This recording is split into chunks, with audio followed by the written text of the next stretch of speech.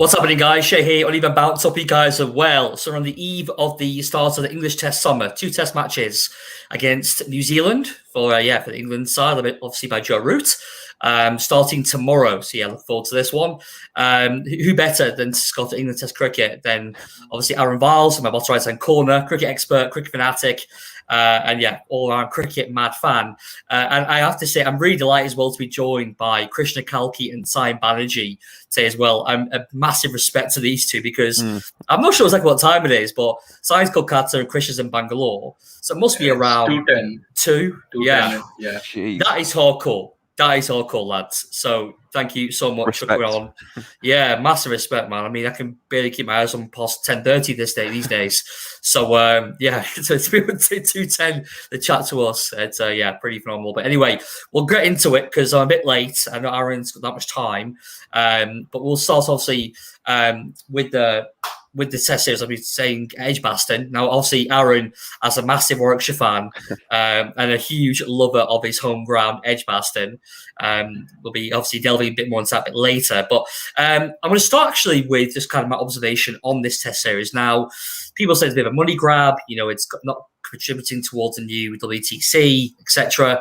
But they've crammed in these 2 test matches. The good thing is, though, it's a front of a home crowd. Aaron, correct me if I'm wrong. I believe 18,000 tickets have been sold for the first 3 days. I imagine you're one of those tickets, to be honest. But so obviously we can talk about that as well, about conditions, etc. You're expecting to witness. That being said, obviously New Zealand have a huge match in the inaugural World Test Championship final coming up, I believe, on the 18th of June against India. So that's obviously massive. Now, England obviously relatively few players. Do we think potentially the intensity of this series might be slightly diminished? Going into this match, so New Zealand might be thinking, well, especially more established players who have already got the spot in that 11 for the India series. I'm not saying necessarily play within themselves, but could this game be played maybe a little bit less rough around the edges than you expect maybe if there was more on the line? Aaron, I'll come to you first. What's your kind of view on this test match and series? Well, I'm going to be honest, Shay. I don't think it's going to be a quote-unquote dead rubber. I don't think that this is a pointless series. And I've mentioned this on multiple shows across different platforms. The fact is, this is a useful series for both sides. So for England, for example, us as English cricket fans get to see some new faces. James Bracey, for example, potentially Ollie Robinson as well. It gives these guys, as well as fringe players, such as Ollie Stone, Craig Overton, for example, Sam Billings, Dan Lawrence, guys who haven't really made that many England appearances. It gives them an opportunity to almost shine in the spotlight for once, which is fantastic. And I know that England fans will give them their full backing. So for England, this is a great series to try out some new faces, see if they are ready, and I suppose, well, as I said, prepared for the challenges of international cricket against one of the best test sides in world cricket right now. And then from a New Zealand perspective, I can understand that people may say, oh, they're not going to be as intense, there's not going to be that spice, that edge to this series. But the fact is, this is a fantastic dress rehearsal for the Black Caps ahead of that massive game at the Ageas Bowl against India. Yes, Devon Conway, I believe, is going to make his debut, but other than Conway, this is pretty much going to be the exact same team, I think, in particular in the second test at Edgbaston, that will start in the World Test Championship final. So this is absolutely pivotal for the Kiwis. It really is. First of all, to get that stability, that core of players ahead of that World Test Championship final. And in addition to that, it's an extra 2 games to give you time to acclimatise and accustom yourself to the conditions here in England. So for me, it's not a pointless series. Test cricket is the pinnacle. This series still very much has meaning. Yes, fair enough, New Zealand's, I suppose their preparations and stuff will have been more planned to the World Test Championship. But this is still a big series, 2 excellent quality sides, and fingers crossed we get some excellent cricket ahead of these 2 test series. Thank you, Aaron. Before I actually go to Christian and sign about this, I should have announced the squads just for the viewers that's watching. So we can just quickly announce the England squad first. Got Captain Joe Root, James Anderson, Sam Billings, James Bracey, Stuart Broad, who's vice captain of the series in the absence Ben Stokes, Rory Burns, Zach Crawley, Haseeb Hameed make a return, Dan Lawrence, Jack Leach, Craig Overton, Ollie Pope, Ollie Robinson, Dom Sibley, Ollie Stone, and Mark Wood. And the New Zealand squad, led by Kane Williamson, Tom Blundell, Trent Boult, who's obviously not in this. It's announced here he's not in the squad, I believe. Actually, I'm a bit confused with that one because I'm not sure if he's actually coming in for the second test. Yeah. That's the thing. I've got confusing reports here. Is he? I heard he was coming in during the second test, but not playing the second test. Is he coming before the whole test series? Yeah, that's what I heard. He's not playing the entire series. I think Gary Stead came out and saying that he's not playing these series. And it'd be preparations for the India match, unless the Bracewell, etc., do extremely well and keep him out. But I very much doubt that. So I carry on. So Doug Bracewell, Devon Conway, Colin de Grandome, Jacob Duffy, Matt Henry, Kyle Jameson, Tom Latham, Daryl Mitchell, Henry Nichols, Ajaz Patel, Rachin Ravindra, Mitchell Sapner, Tim Southey, Ross Taylor, Neil Wagner, BJ Watling, and Will Young. So that's the two squads there. If we look at, actually, I'll just go back just at the last point before we move on. So, I mean, Christian, I'll come to you before we move on. What's your kind of view? But obviously, you and Sign are slightly outside this, although I'm sure you've obviously got a vested interest in this series because obviously they're your finalists, your opponents in this World Chess Championship final. So, do you think potentially New Zealand will be holding themselves a little bit back, or will they be going full throttle? Because obviously certain players like Conway will want to get himself and cement his place in that side for that huge game coming up on the 18th. Or do you think maybe there won't be, as much as they want to play, face competitive cricket, will it really be, happening across the 5 days? I think New Zealand will be, I guess, how do you say it? They will be passively aggressive, or if I would say they'll be conservatively aggressive. If I'm just taking a very face value look at this. Yes, they do have a World Test Championship final to play on June 18th against India, and they want to keep their best players fit for that. But I think also this is a good chance to see if there's any outsiders that can come in. Let's say they can't field their best 11. Somebody gets injured, maybe somebody like Tim Southey, Trent Boult, somebody pulls, something. Can they bring in somebody like Doug Bracewell? Can they bring in somebody like Matt Henry in place of that? I think they have a fantastic bowling lineup. New Zealand they're just covered in every single. They have seven proper fast bowlers who can get like at least 3-4 wickets on their day, right? And I think so for that in the bowling department, I think New Zealand's sorted, and I think they're going to come firing all cylinders against England. On the batting front, I think there's still minus Kane Williamson, there's still a little, I guess, how can I put it? They don't have an anchor in there that can play in the absence of Kane Williamson. Of course, Henry Nichols is there. Right, but can Tom Latham shoulder that responsibility? Can Tom Blundell, somebody like Will Young, Rachin Ravindra also is there? Right, can these guys sort of shoulder the responsibility? We'll have to see. And I think this England series is a great opportunity for New Zealand's batsmen to show that they can perform in conditions that are outside of their own. Thank you. I'm just going to move on quickly. Simon, I will come to you in a second. Just want to quickly go through. I'm going to discuss obviously England's line for tomorrow. Obviously, it's been confirmed now that James Bracey will play as keeper batsman in the middle order there, which freak acts. I really feel sorry for folks there because he's never played a test match in England. He's been playing in Sri Lanka and in India, West Indies. He's never had the opportunity. He's not okay this summer, sorry, but I would like to have obviously seen him don the English shirt at home, but obviously not to be. Do you think, obviously, we've had, obviously, there's options there as a key batsman in the middle order for England, Aaron. You've got the likes, obviously, previously Johnny Bairstow, who was pushing like Josh Butler, Sam Billings in the squad, Ben Foakes. James Bracey, though, was a little bit younger, as we know. He's just turned 24 years old. Mm-hmm. Does he pose the greatest threat to Josh Butler and that middle order keeper batting test berth? Do you think this is an opportunity? I think you said before, I completely agree with you, Aaron. I think what I like about this is that we get to see some of these new guys like Ollie Robinson, potentially Craig Overton come back to the fold after a wonderful 2-3 seasons after Somerset. And then, but James Bracey I'm excited about because he's a genuine top 4 batsman. And to see him slot at 6 or 7, I think it's mouthwatering prospects for England, where Josh Butler was never a top 4 batsman for Somerset or Lancashire when he very few games played, first class level. James Bracey is. Do you think he's someone with obviously Butler turning 31 in 3 months' time? Could he be pushing Butler, you think? And maybe he's the greatest. Could he be the greatest threat to Butler's position going forward, do you think? It's a very interesting question, that, Shay. I think right now, potentially. I'm not going to say a concrete answer just yet. But James Robert Bracey is a special, special cricketer.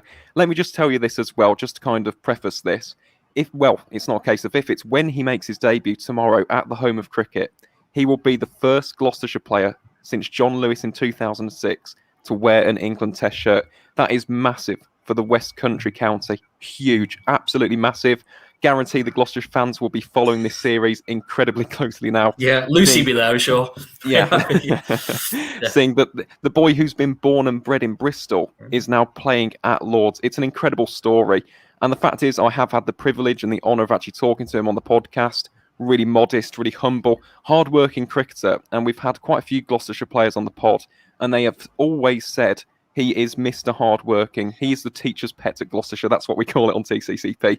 So he's always hanging around the coaches. He's going after net sessions, training week in, week out, day in, day out, practicing as though he means to play. So James Bracey has definitely got the attitude and he's got the talent as well. He really does. You mentioned there, Shay, about being that top 4 batsman. I can't even tell you the amount of times that he has saved matches for Gloucestershire. He is a natural-born match winner. That is how I would describe James Bracey. If you need him to explode onto the scene, let's say your team is 250 for 2, for example, he can do that. Or if your team is 50 for 6, he can also dig in, entrench himself and play the anchor role. He's that versatile as a batsman. Whether or not we'll see the best of James Bracey in the middle order, I'm not entirely sure. I'm going to be honest. When I've seen James Bracey at his best, I'm thinking 2019 County Championship Division 2. I'm thinking earlier this season for Gloucestershire as well in this year's County Championship. His best position is number 3. But with that being said, we've seen it so often in Test cricket. You don't necessarily slot these young players into the top 4 straight away. You kind of shield and protect them in that 6 or 7 spot. So for me, what an opportunity this is for James Bracey. First of all, in terms of him being a contender, I suppose, for Jos Buttler's spot, I wouldn't say so right now. He's still very inexperienced. The guy hasn't even made his Test debut yet. But there's definitely talent there. There's definitely potential. And who knows, one day he could be a regular in that England Test side. I just think from the optics, what I've seen of him, obviously less than you, Aaron, but I feel he's got the strongest case. I feel like with the ages of those players and maybe just the way it's worked out, I just feel like Ben Foakes is never really going to happen. And that's a Surrey fan. I have this feeling it just won't work out for him, unfortunately.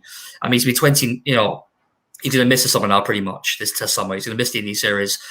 He might go on the plane on the back of Reputation to Australia. I think a lot depends on how Brace performs. I think it's really massive. So I am excited at the thoughts of Brace because he's a genuine, he's like a Sam Billings in a way. He's a genuine top order batsman. So he, whether you said before, whether he can, if it's right for him to bat at 6 or 7 or move higher. The problem is moving higher. My feeling is you can't really bat 3 or 4 and keep wicket.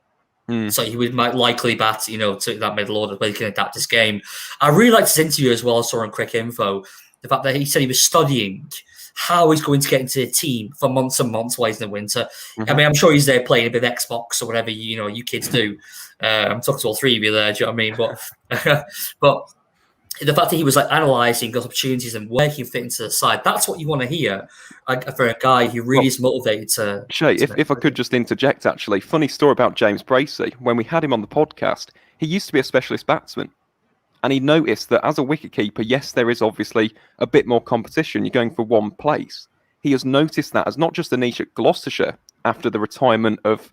That's embarrassing. I forgot the name of the keeper I'm trying to look for. Not Klinger. It'll come to me. Will Gidman. That's what I'm looking for. Yeah. But with James Bracey, that is how he actually got into wicketkeeping in the first place. So he was a specialist batsman who's only just taken up the gloves for Gloucestershire. So that is very, very interesting. It wasn't Will Gidman. It was... He's the all-rounder, Will Gidman, wasn't he? Geraint Jones. That's it was, 2015. Yeah, there we go. It's coming to me now. In the Royal London Wonder Cup final, that's what I was looking for. Geraint Jones, former England and Papua New Guinea keeper. But just an interesting fact there. Yeah, had to get that in there. He did play for PNG in Port Moresby in an ODI. But just an interesting piece of information there about James Bracey. Again, that is an example of how he's adapted his game in order to fulfil and maximise his opportunities in an England and Gloucestershire shirt. Thank you for that, Aaron. Sign us, you waited patient there. I was so extremely late, so I've got to get a question over to you, mate. So I'm going to talk a little bit about Ollie Pope because he's kind of been on my mind for quite some time now. Obviously, just over 31. I appreciate, obviously, everyone had a bit of a torrid tour of India. I get that, but it seems to be that the runs that he scored in South Africa 15 months ago now seem quite a distant memory for me. I think they performed well, see the previous wins against New Zealand. He's a man of it. Well, a man, I suppose, he's turned 23 years old back in January. He's still a very young, raw player, but he's just blessed with incredible talent. As I said, just averaging over 31. Do you think that maybe should be a little bit of pressure on Ollie Pope's side going to series? As, dare I say it, one of the most senior batsmen in that top 5, or top 6. And also, where would you play him in this 11 starting tomorrow's side? Okay, so basically all your main players are absent from this series, right? Like Butler, Stokes, like that. So there's less pressure on him on that way. But I hope that he can perform in this series. And the position he's most suited for, I guess, is number 3 or 4, something like that. But 4 is taken by Joe Root, if I'm not wrong. Also, I believe an average of 31 at the age of 23. It doesn't matter right now. It's just that he has to express himself right now, right? So I think there shouldn't be a lot of pressure put on him for performance. He should be given some time to just go out there, express himself, and if it doesn't work out in the future, then that can be seen later on. What's your thoughts, Christian, on Ollie Pope? Obviously, you saw him firsthand very recently in India. He looked like, to be honest, like a rabbit in the headlights. Most times, but like I said, a lot of people did that. Is he this majestic talent and the next Ian Bell? Dare I say it? I'm sure Aaron will cringe at that because I do, and I'm a Warwickshire fan. It's just like I was almost like, okay, he's about the same height. He's ginger. He's a touch play. He's got lovely strong. So we'll call him Ian Bell. So, what was your thoughts, Krishna, on Ollie Pope? We're kind of going on Prithvi Shaw territory, aren't we? The real when it comes to Ollie Pope, right? I think he's a special. At least he's been quoted as a special talent, and there's a lot of talk about Ollie Pope being the superstar, this future superstar for England and all that. But I think for him to really become a future superstar for England, he needs to bat higher up the order. I don't know what he was doing at 5-6. I didn't really understand that when they came to India to bat Ollie Pope at 6. To bat at a 6 requires a very specialized skill.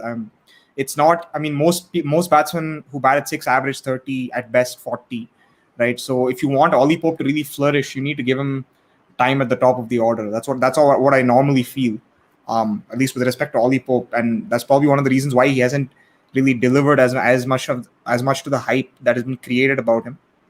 But I think for Ollie Pope, the thing is, England really need to develop good, strong batsmen who can bat in the middle order.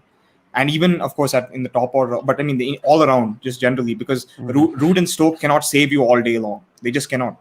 And they're also, we have Lord Sibley, I'm sure. We do, yeah. Sibbers. They won't. Root and Stokes won't save you every day, and they won't be around for until the end of time. So you need to develop batsmen. Ollie Pope should be one of those batsmen invested in, and I also feel that Sam Billings, who's there in the squad right now, I don't understand why that's your Chennai talking there, isn't it, man? He left Chennai and went to Delhi like years ago. So I don't know. Last season, and then no, but I think and then he didn't play the IPL for a couple of years, right? But anyways, that's just whatever, right? But still, I've been a fan of Sam Billings even before he came to Chennai, so you can't hold that against me, Shay. But I think they need to play quality batsmen and tried and tested batsmen in this lineup, a good mixture of youth and experience. And I think Sam Billings, Ollie Pope should fit in there. But they'll have to make that work in terms of the order. You can't be batting Ollie Pope at 6. Aaron, I know you've gone in a few minutes. I want to speak some maybe slightly less household names. I want to touch upon Ollie Robinson and Craig Overton and your views on this, because I'll ask you, okay, first of all, do you think they'll play full seamers and they'll drop Leach? With our Leach to the side. Or do you think they'll go with Jimmy? I mean, what's your basic bowling attack composition? You have to choose between one of Robinson and Overton. Who would you go with? That's an interesting question. For me, I'd actually change it between tests. So I'd give them one test each. And down the slope at Lords, I actually think Ollie Robinson would be a pretty interesting prospect. I must admit, for those who haven't actually seen Ollie Robinson, he is a prolific wicket taker. We look at his stats this season. He took 29 wickets for Sussex in the space of, I think, 5 or 6 games. Incredible seam bowler. 5 games, Has been up there for years. Brilliant. Absolutely brilliant. Generates a bit of extra zip, a bit of extra bounce in any surface. He is a fantastic prospect. He really is. So for me, Ollie Rob does need to have at least one game in this series. And again, Overton, he has been a bit of a fringe play. He's played 4 tests, I believe, including the 2019 Ashes at Old Trafford when Australia retained the Ashes, unfortunately, for us as England fans. But yeah, be interested to see him get a game after, as you said, Shay, many, many good seasons with Somerset. In terms of dropping Jack Leach, how on earth do you drop Jack Leach in the first place? And second of all, how do you drop him at Lords? When you think back to the Ireland test, as night watchman, get him as a night watchman, score 92, job's a good one. So for me, I wouldn't drop Leach. I think with this England attack, if anything you could do with as much experience as possible, Leach offers control. And with the greatest of respect to our captain, Joe Root, yes, his bowling has improved, got a 5 against South Africa, also got a 5 against India, didn't he, funnily enough, in that series. But I could take a 5 for that on those wickets, man. That was the pitch. You would took 5 for Aaron. Might you turn it? But yeah, I don't think I'd trust Root. It'd be like the same as New Zealand, maybe just playing Williamson, which to be fair they could do with their seamers, as Krishna has rightfully said. They have an incredible seam battery, as do England. But for me, you've got to play Jack Leach. I just want some control in this series, and in particular Edgbaston, because there is usually a little bit more grip and turn in the surface as you go into day 4 and 5. Okay, thank you for that. Okay, I mean, do you know much about Overton and Robinson, Sai and Krishna? I mean, do you guys know? Well, Aaron, you know, of course, you know. But Chris, have you guys seen these guys before? You probably seen Overton play for England. Yeah, I've seen Overton in the Ashes series. Ollie Robinson, I think maybe something against him I saw in the past anyway. He was a little bit down on pace. He seemed to be of like Chris Woakes of like 2013. Where remember he was always level against him, wasn't it? Like, oh, he's missing half a yard of pace. He has a rock solid seam position. You can not say dropping at 6s necessarily, but great line and length as well at most times. But I think pace is always against him. I think especially that time we were always obsessed. You know, Vernon Philander, you don't grow on trees as we know. You know, guys who bowl 77, 78 miles an hour, people are, oh, well, he's a little bit slow, you know, and especially a younger bat bowler as well, but hopefully he can grow, you know, and get the extra yard of pace on. I've heard that Ollie Robinson is bowling slightly quicker this season. He is. I actually have his stats if you want them. Yeah, please, yeah. So Ollie Robinson is actually averaging this season 82.3 miles an hour, which is pretty good in comparison to Craig Overton. His is 81.77. So for Ollie Robinson, as you said, rightfully, Shay, has added that extra bit of pace. And that has just kind of almost separated him from the rest almost. As I said, he offers that extra bit of pace, zip, bounce. He's been excellent this season. I cannot sing his praises enough for the Martlets. He's been sensational. So Ollie Rob, let's see it happen. And to be fair, the way he was talking about getting Kane Williamson out, yeah, we could probably do with that. I think I saw, I might say on your pod, I think I saw about how he studies his opposition intensely prior to a game, and I heard that about how to get Williamson out, and apparently he's a bit of a nerd when it comes to analyze the weaknesses of his opponents. I think he's turning 26. Is that right? Around 26 years old now. He's 27. He's 27 now. Okay, you know, I think it'd be a good time to give opportunity. I think Overton's also 27, just turned 27 in April. So they're both it's interesting to see the kind of parallels these two, because I think they're both about 6'4" as well, aren't they? You know, the optics are very similar. I think similar pace. I think I like the idea of Ollie Robinson because he seems to be slightly more accurate for what I've seen of Robinson. You know, there's that pressure he can build up. But anyway, I guess we'll see. Maybe we'll get one test each. We'll assess it a bit better in about 2 weeks' time. How are you for time, Aaron? Do you have to shoot or it's 10:03? Probably do. I'll give it another 5 minutes, lads, seeing as I'm engrossed in the conversation. I mean, it's not often I get to be in conversation with Sign and Krishna, so I'll give an extra 5 minutes, lads. You're worth it. Especially at 10:05 p.m. BST. But anyway. Well, they're right, so 2:30. Better make the effort. I know, yeah, exactly. Okay, right. I'm going to go to New Zealand a little bit now. So I'm going to shoot over to Christian Stein about this. Who do you think are the expected threats for England looking at the New Zealand 11? Stein, I'll come to you first and then go to Krishna. Okay, so can I start with the batting part? Yeah. Yeah, so Ross Taylor, he averages above 40, I guess, in England. Also, Vijay Watling, very gritty. Williamson, I don't think that much, but yeah, Neil Wagner and Tim Southey. Mm. They're guys to look out for. Yeah. And Krishna? I don't know. I have a hunch that Henry Nicholls is going to be quite something this series. Because I think there's the India series is coming up. Henry Nicholls is he had a good series against West Indies, okay series against Pakistan. So I think now against England and India, he might just come through. Like Science said, Ross Taylor as well, as always, very clinical. I still feel head-to-head Kane Williamson versus Joe Root. Kane Williamson is the better option there, and I feel like he will score mountains of runs. He has to. I mean, he's Kane Williamson, so he's always a threat. In the bowling department, I have a very weird hunch that Matt Henry is going to pose some problems. I don't know. It's a very outside you think he'll hunch. play Henry? They might give him a chance. I don't think they're looking. I think obviously they're looking to keep some of their bowlers fresh for that June 18th test. So Matt Henry might be able to get a spot in there. I think Matt Henry is going to cause some problems. I also think, of course, Trent Bolt as well, Neil Wagner, and maybe even Santner. He might do well on these England Bolt wickets. is playing. Right. Yeah, Bolt is playing. Bolt will play. I'm saying Henry might. Playing. Is He's he? not there I in the thought series. He's not playing. I thought he's there. No, Trent Bolt's not in this series. Okay. So Trent Bolt's not there. So Matt Henry is there.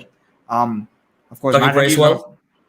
Doug Bracewell. You've got Bracewell, Jameson as well. I think New Zealand's answer to Pat Cummins. I'll never forget that. I can't remember if Hester said that in 2011.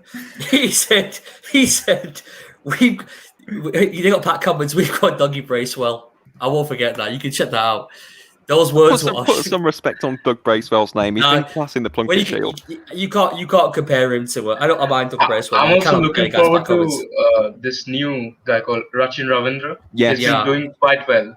For Wellington. I saw, he played well against West Indies A, if I'm not wrong. Yeah, got a century, didn't he? I'm looking forward to him. Yeah, left arm spinner, right? Left arm orthodox. Yeah. Yeah, pretty handy batsman as well. Yeah, no, middle of batsman, yeah. Sorry, Christian, apologies to interrupt you there. Carry on. No, I'm done. I'm finished. Well, because we've got Will here. He's got a couple of questions for Aaron. It's fun. I met Will at Edgbaston, funnily enough, for our win against Nottinghamshire. So, hello, Will. Thoughts on Will Rose not being in the squad? Well, yeah, unfortunate. Has to be said, the more Warwickshire players, the better in an England squad. As we all used to know, with the likes of Trotty, Bell, Gilo, the King of Spain. But Tim Bresnan as well. We now count Tim Bresnan because he is now very much a Warwickshire player. Yeah, he's played all of like 14 months, isn't it? He's now a Bromley, and I forgot. Exactly. Born in Yorkshire, perfected in Warwickshire. But, age 35, that's right, yeah, perfected the final touches. Late bloomer. But no, in terms of Will Rhodes, yeah, great captain. Who knows, maybe one day, to be fair, he's up there. Funnily enough, he's actually the 4th leading run scorer in terms of county championship runs since 2018 for opening batsman. So who knows, maybe one day Warwickshire skipper, maybe it's just me being wishful thinking. It is late at night and I'm a Warwickshire fan, so bear that in mind. But I also just wanted to touch upon Krishna's point there about Matt Henry. Now, Shay, or any of you actually, I'm not sure if you remember this. Am I right in thinking Matt Henry made his New Zealand debut at Lords in 2015? I'm pretty sure he did. I'm sure he did, which would be very, very interesting, wouldn't it? 6 years on. So make your not your debut, but make another appearance at the home of cricket would be quite nice. And also someone who we didn't mention is Jacob Duffy from the Otago Vaults. He's a very, very interesting prospect. Had a good Plunkett Shield. And another one, funnily enough, who hasn't made the squad actually, but I wish Joe Nutsy Nuttall was here. There's a player in New Zealand called Ed Nuttall for Canterbury, who again had a very, very good Plunkett Shield. So who knows, maybe one day we might see Ed in action. Did any of you guys mention Dean Wagner? Yeah. Very big fan. No, you mentioned because I'm saying, I think he's averaging less than 20 in the last 2 years with the ball. He's been phenomenal. He's the one guy, after he just absolutely ransacked England in summer 2019, he really went after that guy. The guy's about what, 5'8", 5'9", but he was rearing up a leg there. It was wonderful to see, actually, not being overawed at all. So basically, he bowls like 130-kilometer bounces. I mean, like he's a very aggressive bowler. Yeah. Very aggressive. Beast. You go to Affy's school, Aaron? I believe so, yeah. And also, it's funny because he's changed the spelling of his name as well, hasn't he? Because he used to be Wagonar, for anyone who's seen his old South Africa days, but not playing for the Proteas, obviously, but in South Africa. But yeah, definitely a product of the Rainbow Nation. You can probably tell with the feistiness, the character, the aggressive nature of his bowling. He's class. Neil Wagner will be an absolute handful for this series, lads. I'm actually going to have to pop off. But no, cool, Aaron. Thanks so much, man. I appreciate it again, and I will hopefully see you for the post-test show. Oh yeah, absolutely, lads. Enjoy the rest of your conversation. Right. I'll tune if I can. But yes, to everyone else tuned in, thank you very much. And yes, can't wait to come back on, boys. It's been an absolute pleasure. Have a good night, lads. Enjoy test match. Cheers, Aaron. Cool. Thanks, mate. Bye. Right. So, Will, you're staying on, mate. I couldn't send you a link. I asked Will to come onto the show, but I wasn't if he's around or not. But anyway, we'll crack on here with the New Zealand stuff. So what we did get into was Devon Conway and whether he'll play. Now, I did see or hear Aaron say he thinks that Conway will make his debut tomorrow for the test side. Yeah, it's confirmed. Is that confirmed? Williamson just said it. Press conference. What's a Latham and Conway are opening the batting? Not Tom Boyd. Yeah. No, not Tom Boyd. Okay, that's okay. That should be interesting to see if we can translate. I mean, he's had a very good season, hasn't he, in Plunket Shield? So I think I've seen him translate it for his. I mean, he was incredible, wasn't he, that 5 T20 match series against Australia a few months ago. Fantastic play, yeah. And another guy who's lost to from South Africa, Wagner and Conway, they're both South African. So anyway, that's another conversation. I'm also at the end, guys. Actually, we should quickly get towards the. Well, I want to do the team lineups. So I'll assign if you do England, and then Krishna if you do the New Zealand side, and who you expect to play.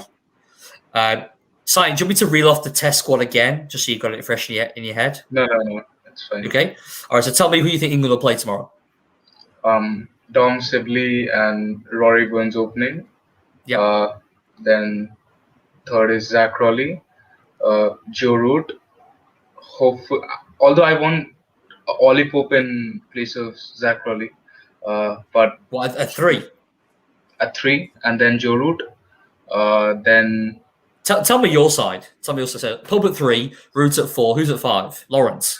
Lawrence at 5. Then at 6, there's James Bracey, right, the wicketkeeper. Okay. Then 7's. Who comes in at 7? Leach. You see. There's Leach, and then the 3 bowlers. There'll be 4 Jimmy bowlers. Anderson. If Leach at 7, you got 4 seamers. Sorry. So there's one of Overton and Robinson. Then Robinson is debuting, right? So Robinson, Jimmy Anderson, Stuart Broad, and Mark Wood. You got Mark Wood. Okay. Krishna, who's your New Zealand 11? Okay, I think opening the batting we'll have Tom Latham and Devon Conway. Kane Williamson. I think he bats at 3, right? If I'm not wrong. He bats at 3. Ross Taylor at 4. Nichols. Nichols at 5. Yeah, Nichols at 5. CDG at 6. I think he'll bat at 6. BJ Watling at 7. Yeah. I mean, that obviously depends upon the situation, CDG versus Watling. And then the 4 bowlers. This is a very tough one. Huh?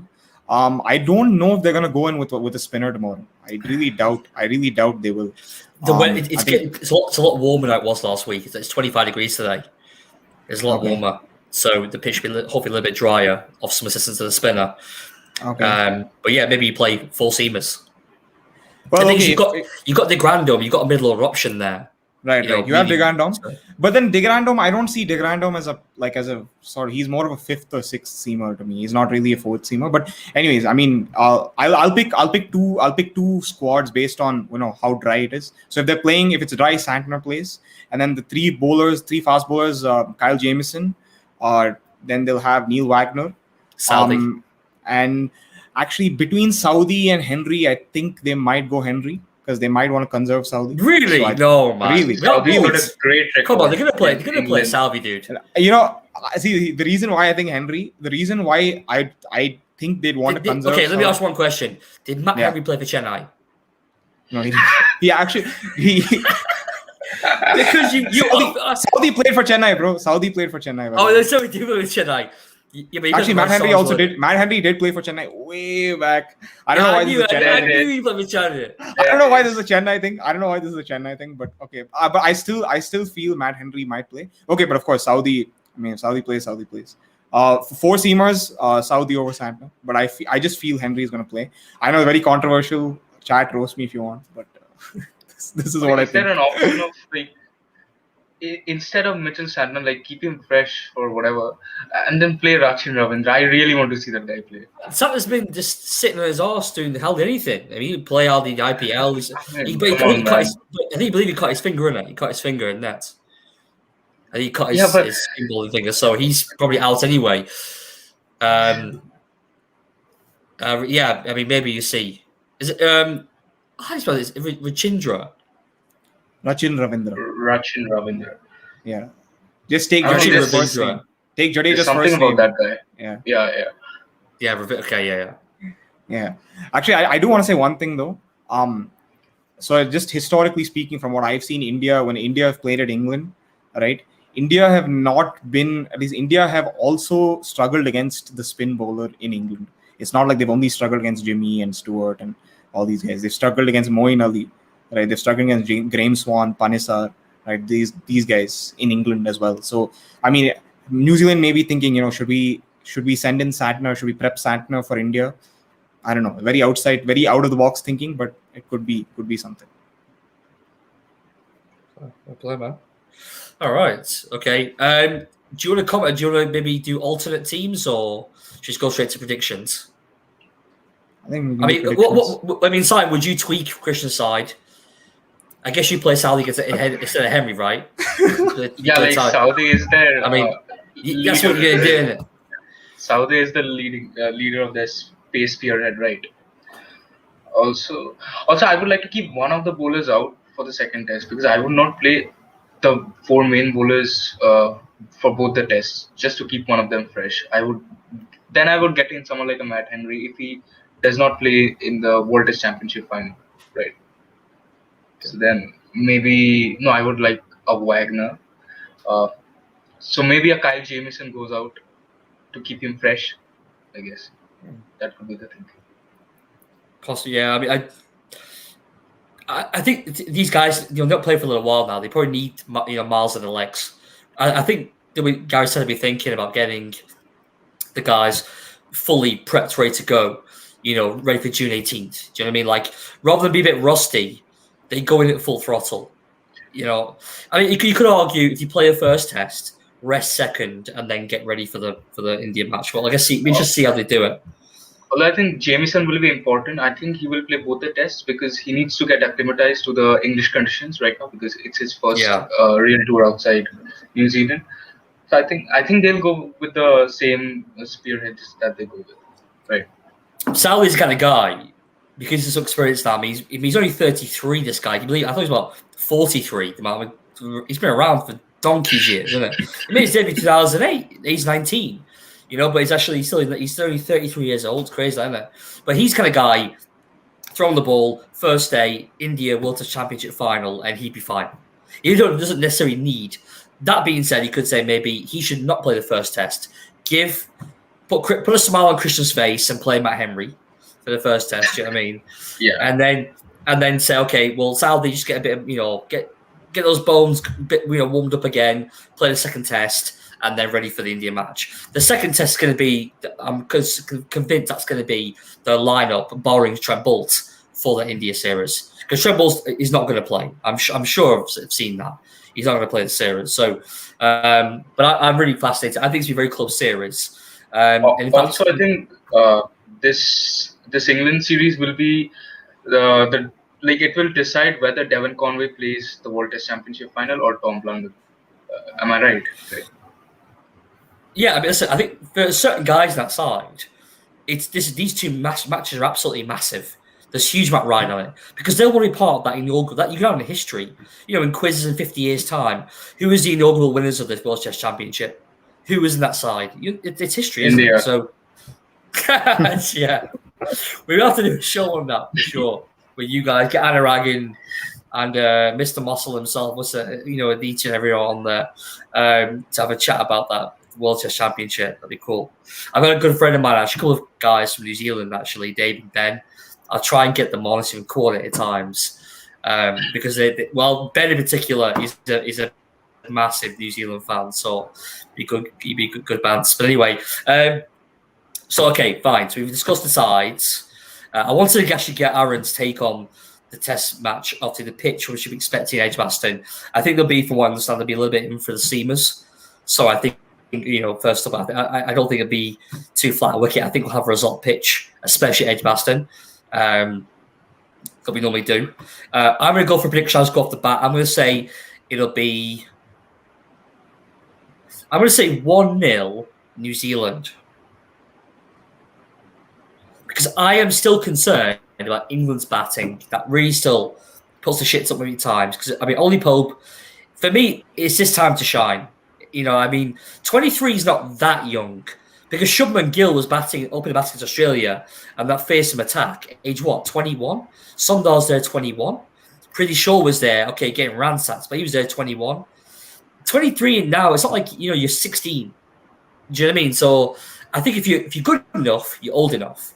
And I think if everyone's going to be, riding, the Pope train, and eventually he's got to deliver. He's gone for some massive runs in county cricket. He's got a double against Leicestershire, 245 I think it was, 131 against Hampshire.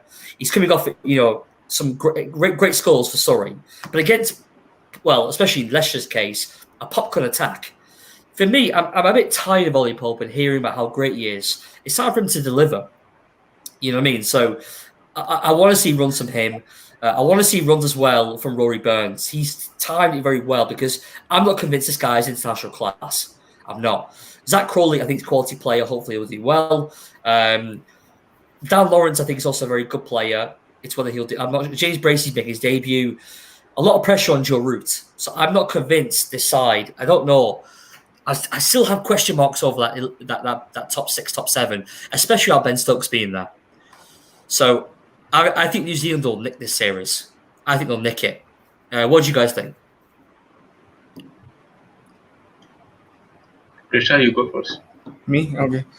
As the person with unpopular opinions today, I'll go ahead. I don't know, man. I see. The thing is, it's very hard for me not to say New Zealand 2-0. It's very hard. Because I'm really looking for reasons. I'm looking for reasons for England to sort of show some fight in this. I'm looking for, something in the squad. I'm looking for people to sort of come good. And the numbers just don't line up. The stats, like if you look at any of the English players besides Root, there's no one really who I see is somebody who will be able to really take on the New Zealand bowling. And like Aaron said, it's a battery. It's a pace battery. Like it's a proper lineup that New Zealand has in terms of their bowling. And you look at England's team over the years, right? But after that, I think Ashes 2019 was really the turning point. And I think post that India-England series in 2018 when Cook retired, like that's when you saw a complete transition in the way England batted, right? They looked at guys like Jack Leach to score 90 against Ireland. Come on, right? So it's been about 2 years now. It's been 2 years. I think England needed to find they've needed to find somebody to sort of anchor the batting in addition to Joe Root and Ben Stokes, and they just haven't found that. And I hope, of course, Zach Crawley's young. Rory Burns has played a few Test matches here and there. Dom Sibley's also been there only for a certain amount of time. Dan Lawrence is relatively new. Ollie Pope has not found himself, even though he's been there for a while. So there are a lot of issues in terms of guys not having had enough time or enough runs out there, which is definitely a problem. So is this series going to change that? I hope so, because England cricket needs to be strong for World Test cricket to be strong, because England is the pinnacle of Test cricket. At least the home. I mean, I'm not talking about the country in terms of the strength, but just the home of cricket, England, right? Lords. Test cricket is strong when English cricket and England is strong. So I just hope that England finds some form. I hope my best prediction, my most, I guess, optimistic prediction for England is 1-1. But I don't see them winning the series. I see New Zealand 2-0, man. I don't see anything else. I think England's bowling attack is actually very good, and they'll also be coming at New Zealand quite hard. I just think that with the likes of Taylor and Williamson, Tom Latham, Nichols there, Colin de Grandhomme, there's so much experience there. But England, I think their second highest cap batsman, that top 7, is going to be Rory Burns. I think he's got 20 odd caps after Joe Root. It's it's still on the ground. Dan Lawrence, 24 years old, Pope 23, Bracey just turned 24. Zach Crawley's 23. Sibley's 25. It's a young, top 7. It's a young top 7. So yeah. See, I think also one more thing. Sorry to interrupt you here. I think for England, right, the aim of the series necessarily should not. I mean, of course, winning is one thing, but I think to develop talents like Hasib Hamid, hopefully Ollie Pope finds form, Burns gets runs. I think the objective there should be for the batting is, can we actually go out there and produce good solid totals without Root having to do most of the work? Can we get 300 plus? Can we get 350, 400? Can Burns get 100? Can somebody like Sibley get some runs there? Can we get 80s? If we can't get hundreds, can we get a couple of 80s, couple of 90s in there from like guys like Ollie Pope in there, so that we can push that total towards 350, 400? Right? If they can actually do that, England would have been a better side for it, even if they'd go down 2-0 or 1-0 or whatever the score line is. That I think should be the main focus of England's batting. Yes, like you said, the bowling is very strong, but I think head to head, if you look at it, New Zealand's much better. So yeah, that's all I have to say. Fair play. But Simon, what do you think? 2-0 to England, because I've seen the Kappa test. Okay, never write anyone off. Christian goes on like 5 minutes. All the reasons why New Zealand are good. Okay, let me give my reasons also. Come on. Sorry, 2-0 England. Forget what you said. 2-0 England. 2-0 England. Yeah. Really? Come on, just believe in it. Like, it's a young team, right? It's a young team, and they might do wonders, right? And Ollie Pope, I just want him to do one thing. I just want him to get rid of his trigger movement. That is what is causing him problems, right? He does this. He goes back a bit and his back points towards the slip, right? If he brings that straighter, that's better for him. So he can control the seam movement and shit. Sky Sports are actually critiquing his movements, actually his technique. The fact that he moves quite. I think I just read this today. But basically, he's susceptible to nip backer. But he's able to leave, obviously, the balls out the off stump quite easily because his movement is towards that way. But then, towards the offside, so he's had much more control of what's there. But that's a play off his pads. He does that. It's true. That's a play off his pads. I bet Mike Allerton is bread and butter for him. But things balls like Jagan Shop, for example, like a Southey or a Carl Jameson from that kind of height, I think he might be in trouble this series. He needs to perform for me. That's the one guy I'm looking at. Him and Rory Burns, the Surrey boys, they need to really perform because I think, I think otherwise, with likes of Stokes come back to the side, Josh Butler back to the side, there's no reason why James Bracey performs well. He just plays as a batsman and Butler gets the gloves back. So, we'll see. But I don't know, Si, you've got still a comment in England, 2-0. I don't know. Maybe you've been right. Maybe. Yeah. We'll see. We'll have to wait and see till tomorrow. Not long to go yet. Any final points, Christian, before we wrap up? I actually just want to name my England 11. Okay. Before tomorrow's game, I'd actually pick a very similar 11 to Science. With Ollie Pope at 3. I'd have Zach Crawley and one of Rory Burns or Dom Sibley opening. I'd prefer Dom Sibley in there over Rory Burns, even though Rory Burns has more experience. I just feel Dom Sibley might be the better choice. But of course, you're not necessarily going wrong with Rory Burns either. So Zach Crawley opening with the Dom Sibley, Ollie Pope at 3. I'll have Joe Root at 4. I'll have I'll think about 5 a little. Once I'll come back to 5. At number 6, I will have number 5, I'll have Sam Billings. Yeah, number 5, Sam Billings. Number 6, Lawrence? number 6, I'll have number 6, Lawrence. Number 7, I'll have Bracey, and I only play 4 bowlers. Bracey, I think Bracey. I don't think Billings is going to keep, so I think Bracey will be there. If Billings keeps, then I can make Billings play at 6 or 7, and then probably try Hasib Hamid, maybe at 6, or whatever, as per the batting order. I think because Hasib Hamid also has had a decent run with England, he just hasn't had that many chances. So he might be a decent pick. And then my 4 bowlers would be Ollie Robinson, Mark Wood, James Anderson, and Stuart Broad. And I wouldn't pick the spinner Leach.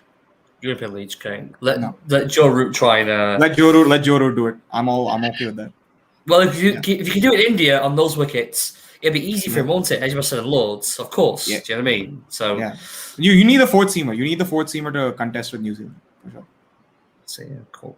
Right, we'll leave it there, guys. As I always ask, where can we find you guys? So I'll start with obviously Aaron, who obviously was kind of on the show for the first 2/3. He is obviously 1/3 now of the County Cricket Podcast with Lucy Reese and Joe Nuttall.